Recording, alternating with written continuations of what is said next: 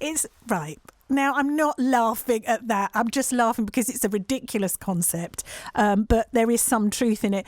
But also, just some of the comments online. If you just Google Cocaine Bear, it's got 100% on Rotten Tomatoes. They're already saying it's ridiculous. It's being billed as a dark comedy. And my mate, who is the most excellent film critic, Mr. Van Connor, is here. Hello, Van. Hello, Babs. You know, one of these days you're going to have to call me about a normal movie, just once. Whenever there's a weirdo movie, I go, get Van on. I want to speak to Van about it. He'll have seen it. Now, you're never wrong, to be fair. No, I watched the trailer again. I watched it last night. I watched it again today. It's being billed as a dark comedy. So what truth is there in it, Van? And what's the film like?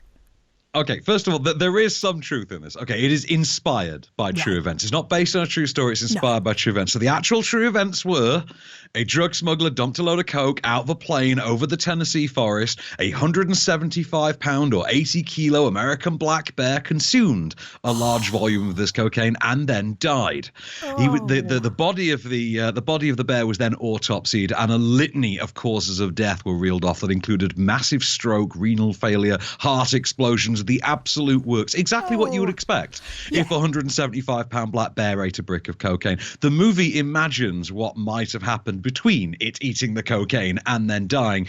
Basically, the rampage that the movie goes on. So it bills itself as being this sort of over-the-top snakes on a plane type thing, but it's actually closer to a hybrid of that and Jaws. Yeah. So imagine Jaws with a bear on coke.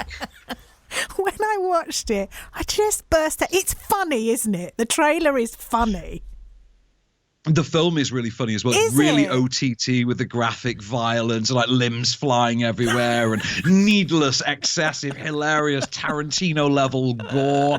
You know, exactly what you'd expect of a movie entitled Cocaine Bear. Yeah. Now, if anybody's listening, of course I'm an animal lover. Don't come at me. Don't do any of that kind of carry on, because this is just a make-believe film. So don't start with me. I'm not interested. But everything I've read so far, it's been billed as, you know, just a comedy, because obviously all of the stuff that happens in the film didn't really happen. The little bit of truth was it in the end. But I read somewhere this morning, Van, that bear was actually stuffed and put in a museum. Is that right? It's even more interesting than that. That bear was stuffed, was put in a Georgia State Park visitor center, rather like the one that actually features in the film, and then got lost and turned up having been bought by a shopping mall. So this bear got around, even after death. Cocaine. But it's worth noting as well, and this is my favorite thing about the Cocaine Bear. Cocaine Bear is not the only name that this bear was known by. This bear was also known as, and I understand why you wouldn't call the movie this, but it never comes up and it irked me, Pablo Escobar. Oh, come on. You couldn't make that up. That's the best pun ever. Pablo Escobar. Why didn't they call it that? That's a brilliant name. So would you recommend it for a date night this weekend or a bit of fun for grown-ups?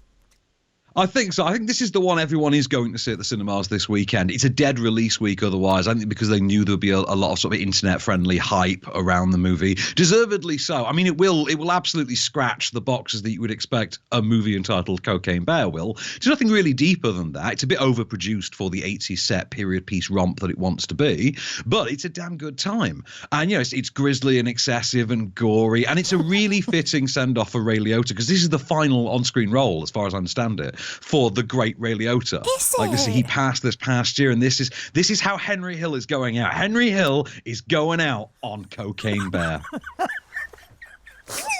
Oh gosh, you see, you're selling it to me so much. I'm thinking, right, I could go and see that this weekend. What I'm here for. That sounds like a great night out, Van, because it just sounds silly. And if anything, we could do with a bit of a laugh, couldn't we?